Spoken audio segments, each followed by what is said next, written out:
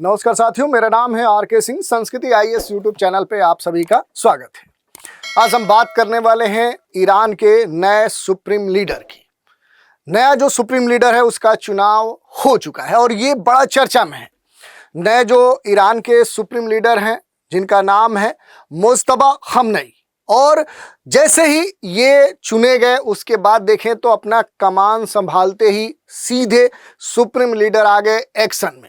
नया जो supreme leader है वो अपना चुनाव होते ही उन्होंने इजराइल पर मिसाइल दागने की जो कमान है वो कमांड दे दी, और इस कारण से देखें तो बड़ा चर्चा में है ईरान के नए जो सुप्रीम लीडर है। तो देखेंगे कि आखिर कौन चुने गए हैं, इनकी क्या खासियत है, कहाँ से बिलोंग करते हैं, इनकी सोच क्या है, और इनसे जुड़ी भी बहुत सारी बातें जिसका प्रभाव आने वाले समय में मिडिल ईस्ट में देखने को मिल सकता है। क्योंकि इस समय मिडिल ईस्ट जल रहा है और मिडिल ईस्ट का जो प्रभाव है अब वो मिडिल ईस्ट तक सीमित नहीं है बल्कि पूरे दुनिया के ऊपर उसका जो प्रभाव है वो अब देखने को मिल रहा है। और इसी कारण से देखें तो ईरान में नए सुप्रीम लीडर का जो चुनाव है वो काफ़ी महत्व रखता है। क्योंकि देखिए, अगर हम बात करेंगे ईरान की तो ईरान में सत्ता में सबसे शक्तिशाली जो पद है वो सुप्रीम लीडर का है, और सुप्रीम लीडर पर बदलाव के बाद देखें तो इससे पहले जो सुप्रीम लीडर है वो तनाव में, संघर्ष में मारे गए, और उसके बाद देखें तो वहाँ पर जो क्षेत्रीय तनाव है वो और बढ़ गया। नए सुप्रीम लीडर जो मुज्तबा जो खamenei है उन्होंने अपना पद संभाला है, और पद संभालते ही इजराइल पर मिसाइल से हमले का आदेश दे दिया।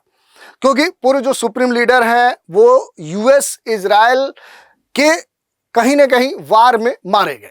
ईरान के जो सरकारी प्रसारक हैं जिन्हें Islamic Republic of Iran broadcasting कहते हैं, उसके अनुसार अगर हम माने तो सोमवार को ईरान ने इजराइल की ओर से मिसाइलों की एक नई जो लहर है वो दाग दी। सबसे खास बात यहाँ पर क्या देखने को मिल रहा है कि मीडिया रिपोर्ट में ये कहा गया कि ये जो हमला है ये हमला नए नेतृत्व में पहला सैन्य संदेश के रूप में जा रहा है। यहाँ पर कह सकते हैं कि जो इस्लामिक रिपब्लिक जो ऑफ ईरान जो ब्रॉडकास्टिंग है उसने अपने टेलीग्राम चैनल पर यह कहा है कि आयतुल्ला सैयद मुज्तबा जो खamenei है इनके नेतृत्व में कब्जे वाले इलाके की ओर मिसाइलें जो हैं वो दागी गई हैं। और इस कारण से देखेंगे तो ये अब बड़े चर्चा में आ चुके हैं। कौन है ये, इनके बारे में अगर हम थोड़ा सा बेसिक जानकारी अगर लेने का प्रयास करें तो इनका जन्म 1969 में हुआ था। जन्म स्थान कहाँ है तो ईरान में ही जो मशहद जो सिटी है, मशहद में ही क्या है कि इनका जन्म हुआ था। ईरान का बड़ा ही महत्वपूर्ण कह सकते हैं जो मशहद है ये क्या है, एक धार्मिक शहर है। तो आप समझ सकते हैं कि इनकी जो विचारधारा है कहीं ना कहीं धर्म से ज़्यादा जुड़ी हुई है। ये ईरान के पूर्व जो सुप्रीम लीडर हैं अली खamenei उनके 6 बच्चों में से ये एक है, यानी कि पहले जो सुप्रीम लीडर हैं उन्हीं की जो संतान है वही क्या है अब फिर से ईरान के सुप्रीम लीडर बने हैं।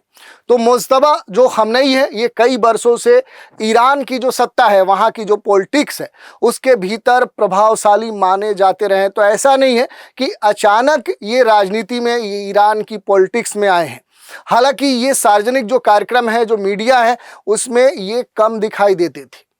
56 वर्ष इनकी आयु है, और 56 वर्ष की उम्र में इन्होंने 1979 की जो इस्लामिक क्रांति है उसके बाद ईरान का दूसरा सुप्रीम लीडर चुना गया है। उनका जो चयन है देश की जो सर्वोच्च राजनीतिक जो संस्था है जिसे असेंबली ऑफ एक्सपर्ट कहा जाता है उसके द्वारा चुना गया है। अगर हम बात करें इनके धार्मिक शिक्षा की, रिलीजियस जो एजुकेशन है या फिर मौलवी इनकी पहचान की, तो जो नए खamenei हैं इन्होंने ईरान के पवित्र शहर जो कौम है वहाँ पर इस्लामिक थियोलॉजी की पढ़ाई की है। उन्होंने सिया धार्मिक जो शिक्षा है वो प्राप्त की है, बाद में धार्मिक अध्ययन भी पढ़ाया है। और सबसे खास बात अगर आप देखेंगे 2-3 बातें इनकी है कि उन्हें हुज्जत अल इस्लाम का धार्मिक दर्जा भी मिला है जो आयतुल्ला से नीचे का स्तर माना जाता है। उनका जो परिवार है वो क्या कहलाता है अगर आप देखेंगे तो सैयद माना जाता है, यानी कि पैगंबर जो मोहम्मद हैं उनके वंश से जुड़ा हुआ इनका परिवार माना जाता है। और इससे ईरान के धार्मिक ढांचे में इनकी जो प्रतिष्ठा है वो सबसे ऊंची है, सबसे मजबूत है।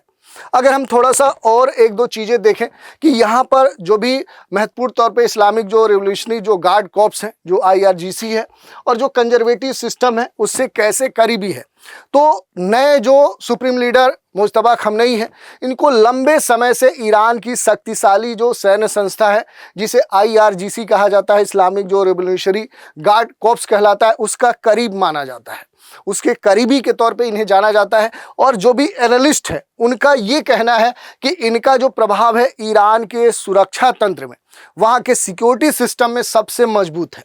कंजर्वेटिव राजनीतिक धड़े का समर्थन उन्हें पहले से ही प्राप्त है और पर्दे के पीछे रहकर फैसले में उनकी भूमिका पहले से ही जताई जाती रही। यानी पहले, इससे पहले जो खमनेई थे उस समय भी ये कहीं न कहीं पीछे रहते हुए अपने, कह सकते हैं कि इरादों से, अपने मत से सरकार में प्रभुत्व रखते थे।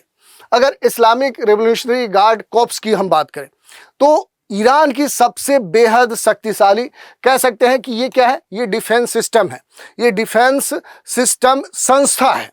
1979 कब, 1979 ईरानियन रिवोल्यूशन के बाद, ईरान की जो क्रांति हुई उसके बाद इसका गठन किया गया था और इसका जो मुख्य मोटो था, जो मुख्य उद्देश्य था, वो इस्लामिक क्रांति और ईरान की जो धार्मिक राजनीतिक व्यवस्था है उसकी रक्षा करना था। और उसके बाद देखें तो इसकी स्थापना हुई। इसके बारे में अगर आप देखना चाहें तो 1979 में इसकी स्थापना हुई। उद्देश्य क्या था, इस्लामिक क्रांति की रक्षा करना, देश की सुरक्षा और शासन व्यवस्था को बनाए रखना, बाहरी और अंदरूनी खतरों का मुकाबला करना। तो IRGC सीधे क्या करती है, ईरान के सुप्रीम लीडर के अधीन काम करती है। तो ये सबसे महत्वपूर्ण बात है और न कि सामान्य सरकार या फिर रक्षा मंत्रालय के। तो आप समझ सकते हैं कि ईरान में सुप्रीम लीडर का जो ओहदा है वो कितना महत्वपूर्ण है।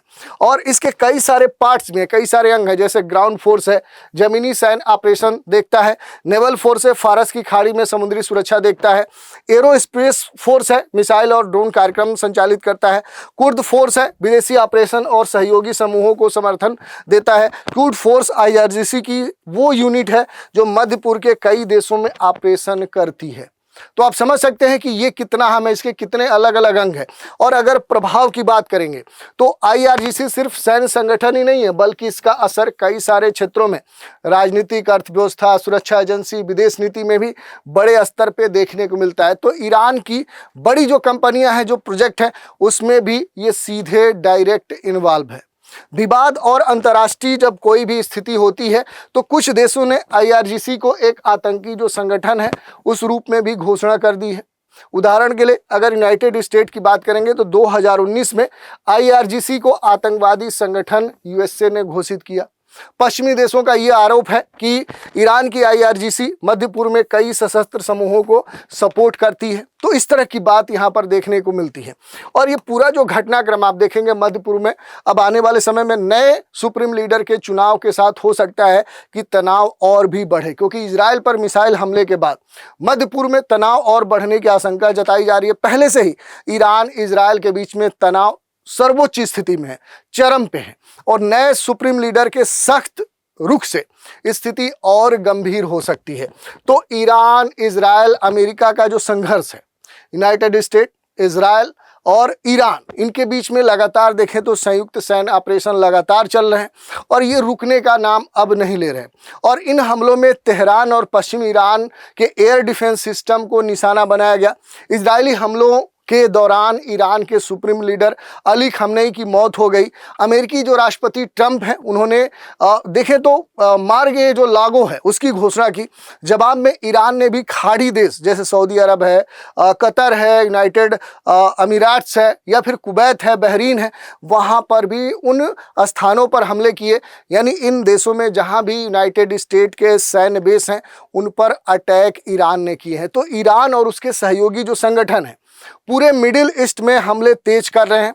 तो अमेरिका और इजराइल ने भी ईरान के इस्लामिक रिवोल्यूशनरी जो गार्ड कॉर्प्स हैं, जो IRGC है, उसके ठिकानों पर लगातार अटैक किए हैं। यूनाइटेड नेशन ने हिंसा रोकने की अपील की है, लेकिन संघर्ष अभी भी जारी है। वैश्विक जो तेल बाजार है उस पर सबसे बड़ा इस तनाव का असर है। ब्रेंट जो क्रूड है उसकी कीमत काफ़ी ऊपर जा चुकी है और कीमतों में तेजी से उछाल भी देखने को मिल रहा है। अब देखी जाने वाली बात है कि आने वाले समय में और क्या होता है और ये तनाव कहाँ किस रूप में बढ़ता है, ये तो अब समय बताएगा। तो ये पूरा हमने देख लिया कि ईरान के नए जो सुप्रीम लीडर हैं उनका कह सकते हैं चुनाव हो चुका है, उनका रुख स्पष्ट हो चुका है। अब आगे इनकी क्या नीतियां हैं वो बहुत कुछ हद तक तय करेंगी। इसी पर एक प्रश्न है, ईरान के नए सुप्रीम लीडर के रूप में किसे चुना गया है? मसूद पेजेश्कियन, हसन रूहानी, मुस्तफा खमनई या मोहम्मद खतामी? तो सही उत्तर आपको कमेंट के माध्यम से भेजना है। तो आज के एपिसोड में इतना ही। आप सभी हमारे साथ बने रहें, इसके लिए धन्यवाद।